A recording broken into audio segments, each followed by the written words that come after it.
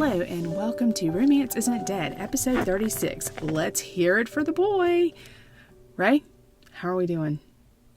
Not too bad. We are. I'm self-isolating already, or at least on the weekends I am. Yeah, just for our listeners, we record these in advance. So right now we are in the midst of the coronavirus outbreak around the world, and so if we make reference to that, just sort of understand where we are. If you're hearing this in 2 years, maybe it'll be like, hey. But right now, it's just kind of like, really, tell me more about this coronavirus that you don't seem to understand. Well, the guy that's dealing with it over here seems to be pretty competent, I suppose. Oh, that's good. That's good. I'm glad to hear that. Well, he dealt with Ebola virus outbreaks in Africa, so. Mm-hmm. Well, my government fired the people that dealt with the Ebola stuff and sort of kept us safe during the Ebola thing. So they're gone now. Apparently, they thought that they could just rehire those people, no problem. I'm not sure how that works, but whatevs. Well, they probably found other jobs elsewhere. Maybe. Who knew? Yeah, your face says everything. Super impressed. Very impressed. Very impressed. Well, how's it been going? Aside from self-isolation, which as introverts we're like, we've been living for this. But yeah, I think I was born for the self-isolation thing. I mean, okay, so it's only on the weekends that I self-isolate because work, the thing you have to do Monday through Friday means that I see people. But I get home and it's crochet, book. I'm watching Chuck at the moment on Amazon from the beginning. Okay. I'm trying to think what I've watched recently. It seems like I've watched something recently. The Witcher. Oh, I watched that. I watched The Witcher. We discussed it a while ago thinking, would it be an appropriate thing to discuss on Romance Isn't Dead? But then... Well, I'm reading the books too. But it's more our romance with Henry Cavill through the screen. Well, he does have a love interest, but it was written by a man, and it's kind of not written... It fails to meet that sort of romance criteria of sort of being written for women kind of thing. But it's still... It's got some romance in it, but not... I mean, I wouldn't give it a chili pepper rating or anything, but it's got some romance in it. You could give him a chili pepper rating. You could. That's about a 20. I was going to go with a 9.8, but 20. Especially in the bath scenes, and there are lots of them. Yeah, you're not wrong. They know what they have. They are playing to an audience, and they're not saying to their audience, you're wrong to like this character. Like some franchises I could mention. Sorry, still bitter. Oh, God. Still bitter. Yeah, we're moving away from that particular movie right now, and we are talking about a classic from the early 80s, an absolute. I watched it this morning, and all I could think was even the starting credits, the opening credits with the boots all dancing along. I could see the shoes, and all I could think was, yeah, this was filmed in the 80s. Yes, let's hear it for the boy. We're talking about Footloose today. We're not talking about that remake from the 2000s. We're talking about 1984's Footloose, starring none other than Kevin Bacon. And I think this is the earliest movie I've ever seen Kevin Bacon in, honestly. What about you? I think it probably was. He's got has a very, very sharp face in this film. Young, but yes. Yeah, very young, but it always struck me. And it's quite funny because you look at this and you look at the movie, and out of the movie, the cast, the younger cast, only two of them actually really made it big. Yep. Him, Kevin Bacon, and Sarah Jessica Parker. I nearly said Sarah Michelle Gellar then. She wasn't. Sarah Jessica Parker. Yeah. And Sarah Jessica Parker sort of plays that best friend role, right? The perky. Yeah. Yep. But John Lithgow is in this one too, isn't he? The dad. But they're not the younger character. I mean, you made that caveat. They're the younger actors. So, I have got a synopsis here for someone who may... I'm sorry, I have a synopsis here for someone who may not have read the book. No, watch the film. It's a film. I haven't had any caffeine today. Please be quiet. And the time changed. I'm working on it. So, summary from IMDb. Classic tale of teenage rebellion and repression features a delightful combination of dance choreography and realistic and touching performances. I don't know about that, but okay. The realistic part. Yeah. When teenager Ren McCormick and his family move from big city Chicago to a small Midwestern town, he's in for a real case of culture shock. Though he tries hard to fit in, the streetwise Ren can't quite believe he's living in a place where hard rock music and dancing are illegal. However, there's one small pleasure. Ariel Moore, a troubled but lovely blonde with a jealous boyfriend, a Bible-thumping minister who is responsible for keeping the town dance-free. Ren and his classmates want to do away with the ordinance, but only Ren has the courage to initiate a battle to abolish the outmoded ban and revitalize the spirit of the repressed townspeople. Fast-paced drama is filled with now famous hit songs such as the title track, Footloose, and Hear It for the Boy. Let's hear it for the boy. Yes, I know. Sorry. And Hold Up Hero and Never Ever, which is my favourite song on the soundtrack. It's my favourite scene in the movie, I have to be honest. What do you like about that scene? The fact that it is driven, dark, the music is really thumping, and this is really showing my age. Well, give a little bit more context to that. Well, he's just he is really struggling to fit in. He is being tormented at school by the teachers and the students alike because he's not grown up in small town America, and it really, I mean, that really is for me. Growing up, we only saw America through TV and movies. And it was, for me, I think the scenes that really stuck with me were the scene in the warehouse where he's dancing and doing gymnastics. He's just been kicked off the gymnastics squad as well because he's apparently trouble. The scene with I think the opening scene is very, very strong as well, where you've got the minister played by John Lithgow basically lecturing to everybody that everything apart from what he teaches is evil. And I mean, it has motive, which you discover later on, but at the same time it seems a bit extreme. And so the image the image that we had of small town America was book burning, Bible thumping. But it's true. That's the image we got. Okay, having grown up in small town America, that's not exactly how that worked. But that's the image that we saw. Yes. The image that we saw was the Bible thumping, book burning, the church ruled everything. Okay, well, that's not exactly wrong. See, whereas over here, it's not the same. But then that's why you left. Well, my ancestors didn't leave for religious freedom. They left for other reasons. But yeah, a lot of people did leave for religious freedom for themselves. Not for anybody else, just for themselves. Yeah, everybody else they thought was wrong. Yeah. Like I said, for themselves. We have a lot more religious freedom here, I think, now. Definitely, in the UK. Sure. No, absolutely. That goes without saying, I think. Anything in...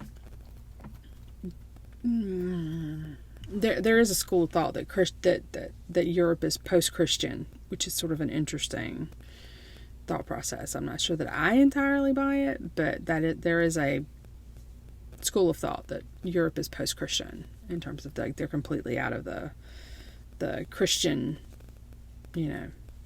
mindset. But anyway, religion is not a subject that you should discuss on podcast. Right. Unless your podcast is about religion. Yeah, but I mean, I'm not Yeah, I'm actually not going to be. I'm not invested in that topic. It's not anything that I need to like really It's yammer on such. about. I think that it's such a controversial subject Mm-hmm. in general, Right.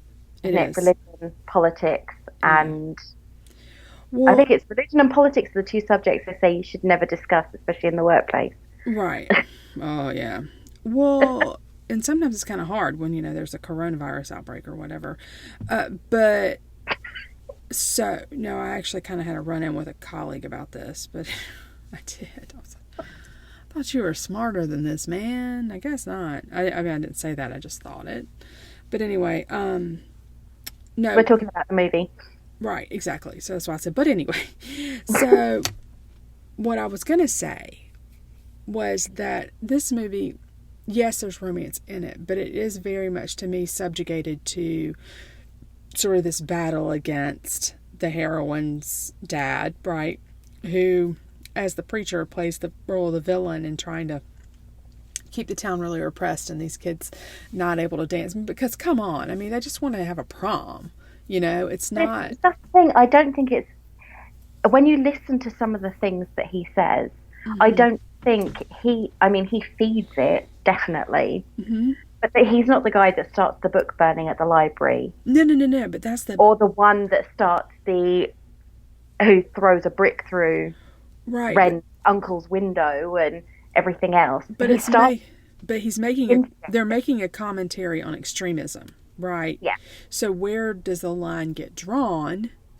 And that's the question, like where this is the commentary on extremism. So if we're drawing the line on people dancing or whatever, and you discourage your children from reading Harry Potter, right? Where's the line between discouraging your children from reading and burning the book, banning the book, right? Because the banned book movement has been around for a long time, and maybe they don't ban books in Britain, but they have banned Oh, okay. books Well, in the when I was States. well, think about it. We banned Lady Chatterley's Lover under the Obscene Publications Act. Um, we there was another book we weren't allowed to read The Colour Purple at school. It was in the locked cupboard. Mm-hmm. There were certain books that they didn't exactly ban us from reading, Mm-hmm. but they discouraged us from reading. Well, today, Which is why I read Lady Chatterley's Lover for my GCSEs, even though I wasn't meant to. well, the thing about banned books, like librarians in particular hate banned books. Like they don't like to ban books because books. Yeah. And I used to work in high school, and one of the things that they did yearly was they'd put up a poster with a bunch of banned books that were YA, that they were written for, high school students and whatnot, including the Harry Potter books and the Twilight books and all sorts of other books that were banned in various places or have been banned in various places. Mm. And you would go up and you would sign your name by all the books that you've read that were the banned books. And it was just a point of pride to read books that people banned. I'm imagining And that so, Forever by Jane Bloom was one of them at some point. well, I'm sure, but they were really picking books that were very, like, Mark Twain books have routinely been banned in this country, and they're considered great American literature, but people routinely ban Mark Twain books. So, and I've read a lot of them, but Well, that was the thing that made me laugh, is they were talking about how this English teacher, at the beginning of the film, they're saying, oh, this English teacher wants to read that book. And Ren says, oh, that's brilliant. That's a classic. And he said, no, that's not maybe where you're from. He said, no, everywhere. It's a classic. Mm-hmm. And he said, oh, no, Tom Sawyer, that's a classic. Mm-hmm. And that is such a 1980s thing, because in the 2000s, that would have been considered a classic anymore because of the inherent racism in the book. Mm-hmm. Well, it is. I would say that Mark Twain is still a classic, but like classic American literature, and it's a brilliant example of local color writing. And I'm not defending Mark Twain or Tom Sawyer or whatever, but it was a reflection of the times it was written in. Right, of course. I think we all have to understand that. And beyond that, this movie, I think, is a social commentary, and it did come out during the 80s, right? It came out in Oh yeah. 84 when you've got Reagan in office, and there's sort of this return to conservatism, like the resurgence of the conservative movement. And so in some ways, this is a reaction to the political climate of the United States in the early 1980s. And, we don't necessarily think about that when we look at this movie, but I think if you're thinking about the movie critically, you almost have to look at it from that context. But, I'm not... I could go off on that tangent. Yeah. Well, it's kind of like the thing that struck me with regard to the conservatism and everything else was the way that when everything kicks off, the first thing that happens is Ren's mum loses her job. Right. Because of what her son's doing, seen to be doing or considered to be doing at school, even though he has done his best to fit in. He joined the gymnastics club, he got a job, the sort of things that parents would be proud of their children for doing at school. Right. But he is immediately assumed to be, because he's an outsider, he is immediately assumed to be the one that's in the wrong when anything happens. He's the troublemaker. Yeah, he's the troublemaker, when in reality, he's not that much of a troublemaker. Right. He's not the one that starts the fights or does the drugs and supplies the drugs at the school. He's not the one that starts all the arguments or throws a brick through a window or goes out drinking. He is trying his best, but at the same time, he's fighting a losing battle. Against perceptions, right? Yeah. Because he is the one that came from Chicago. I mean, the perfect example of that is he's driving with his friend home from school and gets stopped by the police. Right. Well, the other thing about this is what's going on underneath in the town is probably from the pastor's point of view way worse. He just can't see it, right? And so he picks on something that's really relatively innocuous, dancing, for instance, but he completely misses these other problematic things that are actually happening, right? His daughter, he's horrified to find that his daughter's having sex, and her daughter's... He's also in an abusive relationship. And that was my next thing, was, and his daughter is in an abusive relationship, and he's missing it. He's completely missing it. Because she looks so perfect on Sunday morning sitting in the church. And he just doesn't, and then when he starts to see it, he gets mad at her about it. And it's like... Hang on a sec. Yeah. Yeah. But she says it, doesn't she? She's sitting there. She came home late. She's sitting there the next morning. But he wants to blame Ren, and it's not Ren's fault. But she also says to him, "You don't even acknowledge me while I'm in the house. The minute I leave is when you pay attention." And then her mother tries to say something. She says, "I don't even listen to Mum," and he slaps her around the face. Yeah. And that today is obviously considered abuse, but I don't think in 1984 a single slap would have been considered an abuse. No. And today we're horrified, but I don't know that it would have been as horrifying in 1984. You see, I wasn't horrified by that because I suppose we grew up with that kind of discipline. Though normally it was a slap on the backside, but we grew up with that kind of discipline. These days, everything is. I mean, the fight that she has with her ex-boyfriend, that's abuse. Yeah.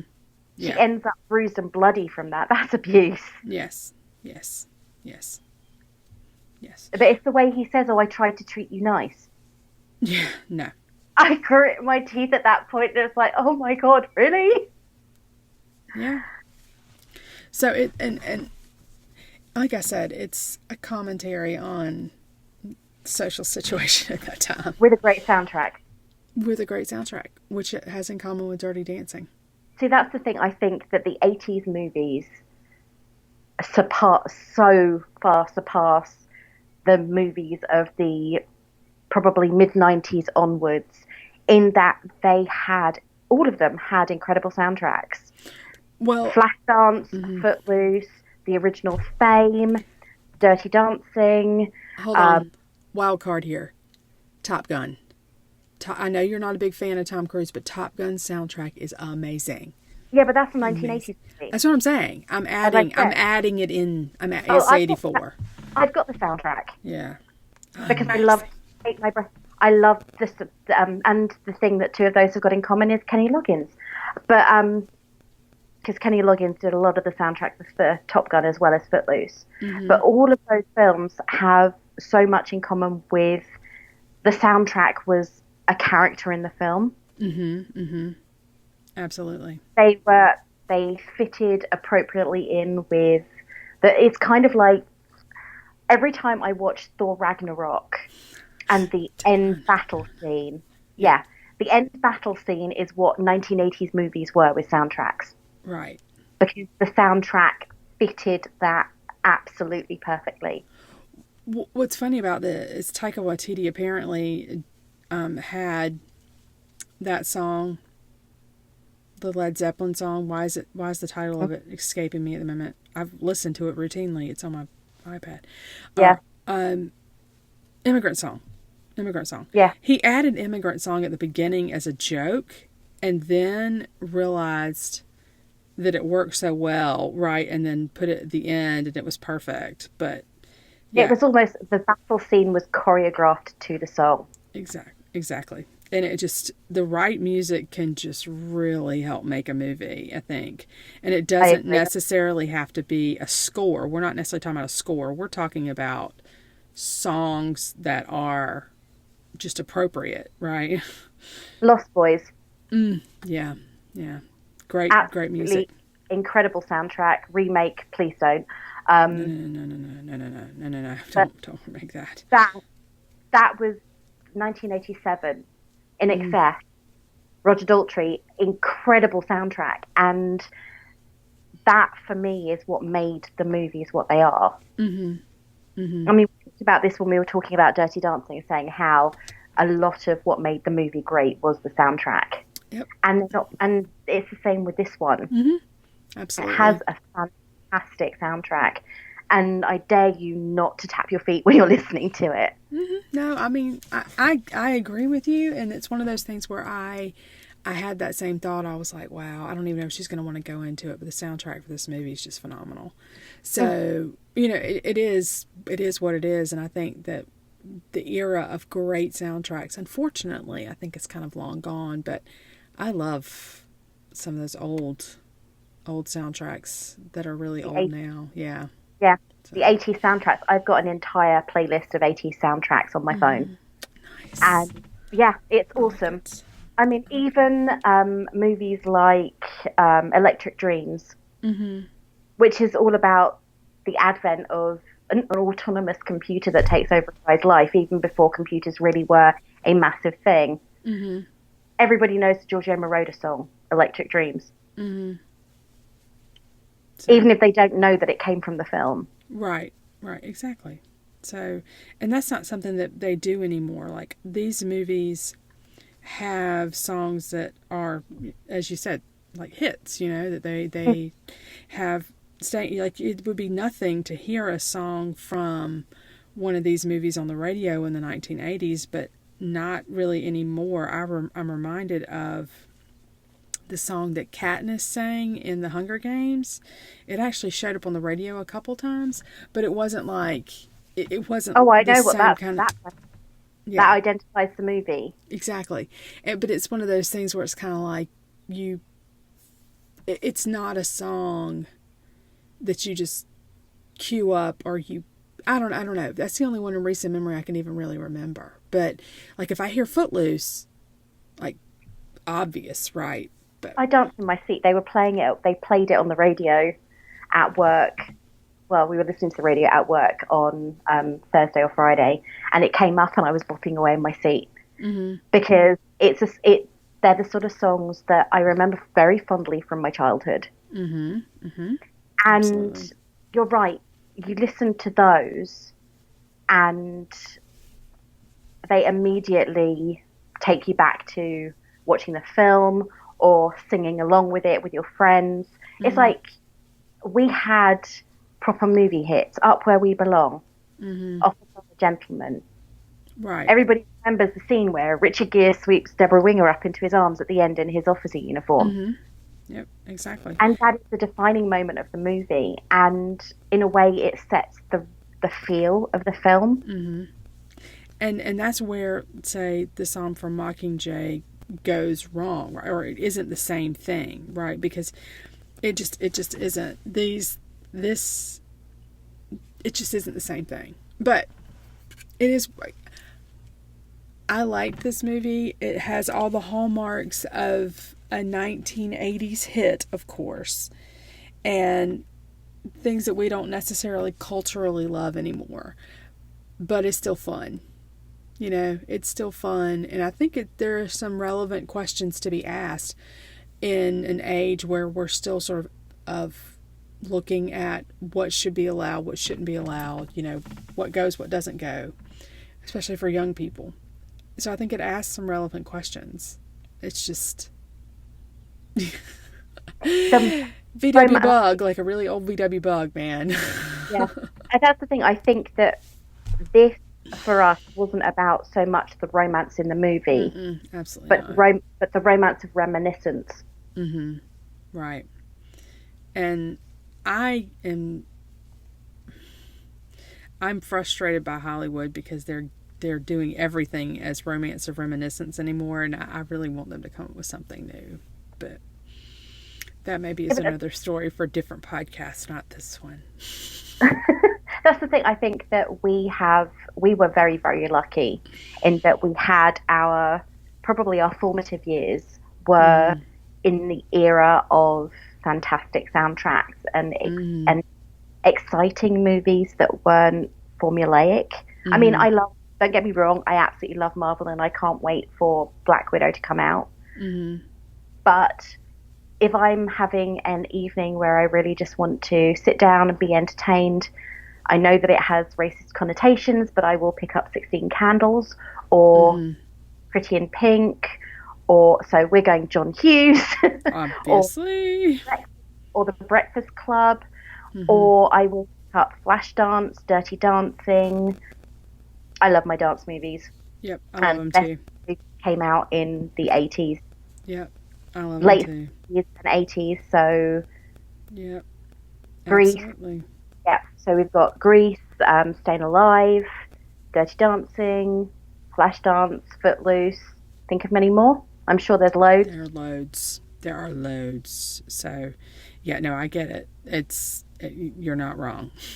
Yeah, they are the movies that I will turn to if I really want to just sit down and clear my mind of any of the junk that's been going on either in the press or at work or anything else. If I want to get rid of my worries, I will watch one of those for entertainment and I will sing along to the songs. I'll tap my feet. I think one of the only films that comes close to having that kind of nostalgia is Mamma Mia. But then the entire soundtrack is 70s and 80s. Coincidence? I think not. Well, let's pull this together, and obviously we're not going to put a chili pepper rating on a movie from 1984. Well, we could do if it was 9.5 weeks, but 87. But there were some very, very hot movies that came out in that era. Yeah, there were. This is not one of them. They also made some incredible horror movies in this era. And that's why I can't watch horror movies. Because you were young when they came out. I got... Man, The Wizard of Oz still creeps me out. But anyway, so the book we were reading for next week was sort of my choice. It was like a choice. I don't know what to pick. But it was a panic choice, be honest. It was a panic choice. It was Joanna Lindsay's The Magic of You, and it was the story for Warren and Amy. And so if you have not picked that book up, we'll be talking about it in 2 weeks. So we would love for you to join us in 2 weeks when we discuss it. And is there anything else we need to say this afternoon or today, Ray? I think we should have renamed this episode The Romance of 1980s Movies. Or Our Romance with 1980s Movies. Our love affair with the 1980s movies, dance movies. Yeah, but then that's the previous episode as well. Continued. Yeah, continued. Our love affair with 80s dance movies continued. Yes. Should be to be continued. To be Because there are a few more. 3 be continued. 4 be continued. Yeah. All right. Where can people find you, Ray? People can find me at All About Ray on Twitter. I'm gathering momentum on there. I do post quite frequently, but it's mostly about reading and about my cat, because she kind of absorbs most of my life, and about mental health, which is something that I don't talk about on here at all, but I do talk about on Twitter. Mm-hmm. I'm trying to think where else I am. I'm allaboutray.wordpress.com. But if you're looking for this Twitter, it's at ISN Romance, and we are romancenodead.wordpress.com. Okay, perfect. If you're looking for me specifically, you can find me on Twitter and Instagram at Palmetto Blue. And we look forward to hearing from you and seeing you again in a couple of weeks. How would you like to sign out, Ray? Keep on searching for your happily ever after. And I will remind you that romance isn't dead. It's alive and well on your bookshelf, or maybe on your DVD case too. Bye. Bye.